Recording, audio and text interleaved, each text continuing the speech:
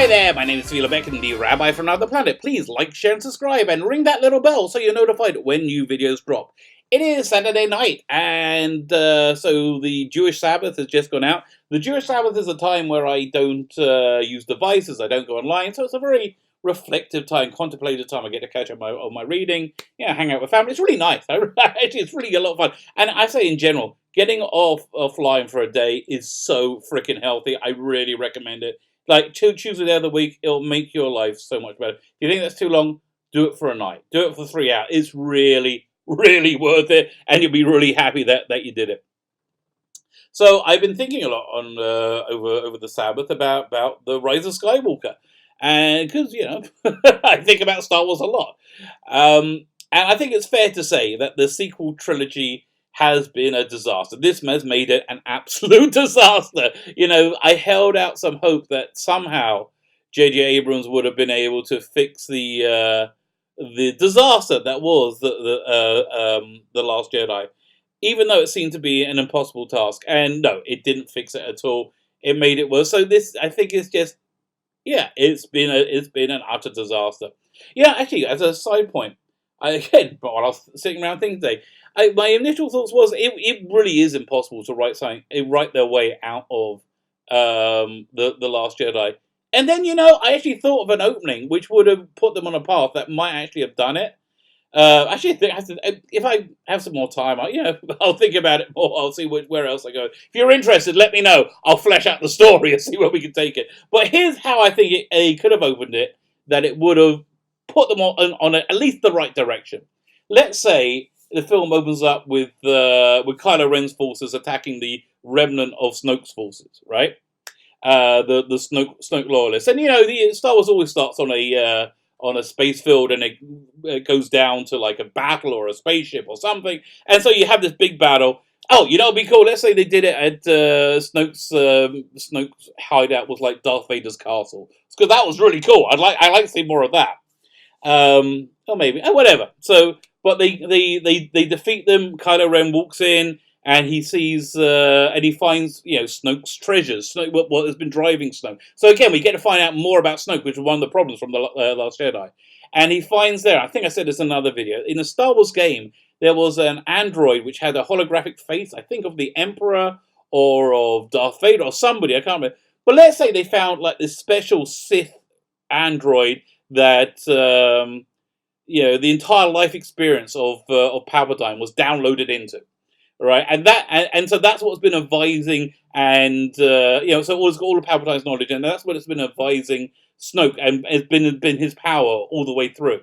So again, that would have given us some detail too. That would have done, firstly, given us some more detail for Snoke about who he was and what he was, and secondly, it'll be able to bring the Emperor back without invalidating the original trilogy.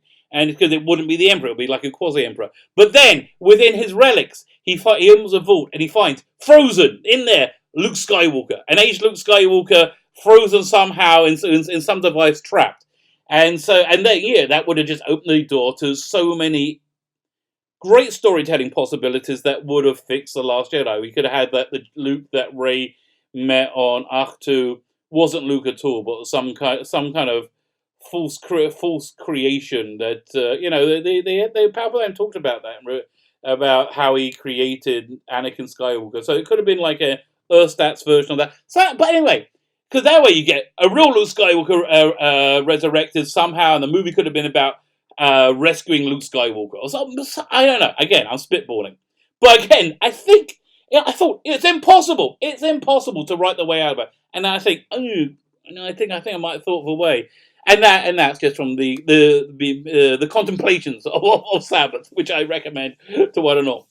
But my real thought, that was just a side thing. My real thought was this: that so the sequel trilogy is a disaster, and it's not going to be part of my headcanon. I can't imagine it's going to be part of many people's headcanon. I'm not even sure what I'm going to do with the Blu-rays. I still got the Force Awakens Blu-ray, and I got the Last Jedi one as well, because I bought it secondhand, but I thought, I've got to watch this again. I got to try and see what was so awful about it, and I never managed to make it all the way through. I just never managed to get through it. Your boy Zach actually, on his second channel, Splato De Gatto did a review of it. He really explains it. He said that first hour is awful. That's a great review. I recommend it highly. Um, so yeah, I have no idea what I'm going to do with those. But yeah, 10 years from now, I don't think it's going to be canon anyway, and this is why. There's a concept in Jewish law where Jewish law has evolved and changed. And yeah, basically you have a set of core principles. And about 2,000 years ago, there used to be all the Jews lived in Israel or here around with Jerusalem as its capital. The Romans invaded. Well, actually, we let them in. That's a whole other story. Anyway, but with the upshot was we were exiled and Jews were sent in lots of different directions, and we have a very detailed written history of especially of the legal discourses of how you apply Jewish law because it changes according to your environment. So Jewish law is different from branch of Jews that went to Morocco from the branch of Jews that went to Poland, for example. Your environment makes it different, but there's one real interesting principle, which is what applies to here, is that even if the rabbis, the sages, came up with this application of Jewish law, it didn't take if the people didn't accept it, if the masses didn't accept it, and it could take a generation or two before we could say no, that's not we that didn't become a thing. There's a few examples, so I think that's what's going to happen over here because. 10 years from now, we are the only ones going to be left here. I don't think I think the people who have enjoyed The Last Jedi, much like most of the social justice warriors that enjoy the current iterations of most of our beloved geek fantasies, Star Trek, Doctor Who, whatever. They're in it for the social engineering. They're in it to see how progressive, how things can change, and how it's an expression of how the world's changing, and they feel so much pride and happiness from that. I don't actually think they primarily like to see things destroyed, although they are vindictive, horrible people. So there is a strong element of that. But in any way, I think after it stops being popular, they'll walk away and we'll be left with the tatters. But I think so. I think whoever's in charge of Disney, if they're smart, what they'll do is they'll recanonize the EU and they'll make something called, let's call it the Galaxies of Star Wars. You can have different versions of Star Wars. You have the EU timeline, you can have the sequel trilogy timeline, and that opens the door for them to do an alternative sequel trilogy. That ignores this whole Rise of Skywalker, Last Jedi nonsense. And if they did that, what they would be smart to do is set it 100 years later, have Luke Skywalker be the only character they carry over.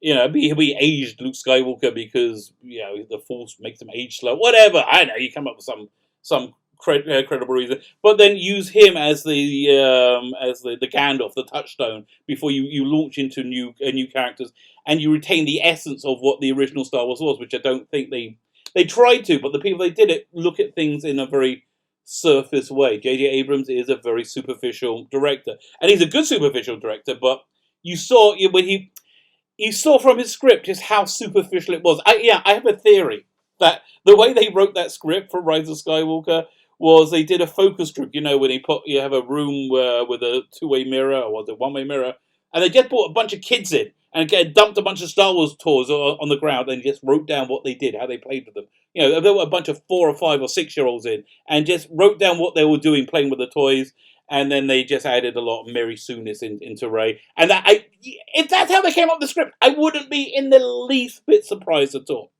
Yeah, and the other thing I was thinking about was it could have been much worse. I think we were saved by everything going horribly wrong. We were saved by the Last Jedi being so fundamentally awful and hated by just the majority of it, and being unwatchable on a second watching.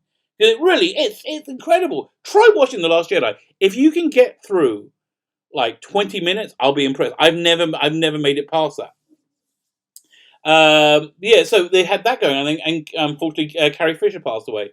What was the original plan was pure social engineering, that the social justice warriors which Disney is big into, But so what the idea with the sequel trilogy was, much as Kathleen Kennedy has very openly said, to make it into a female brand, to make the Force is female.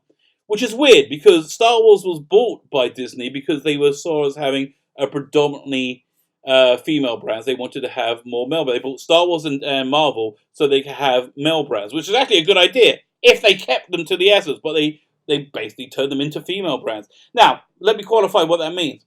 There are throngs and throngs and throngs of female Star Wars fans. Absolutely no question. And I'm happy. Yeah, that's great. It's still a masculine brand. It's still a male brand.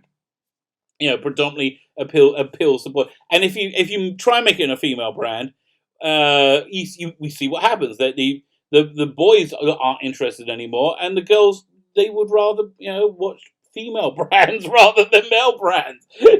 So it ends up nobody likes it. So the idea was that they were the kill of Han Solo, they'd been kill of Luke Skywalker, and have Rey in the end trained by Princess Leia. So a new female Jedi could be the embodiment of the Force, being trained by a female, and the Force could finally truly be female. I don't know what the big deal is. Why not have the Force be, unisex? I think that's probably would have been better. But I think, honestly, this is pretty bad. The whole sequel pretty bad.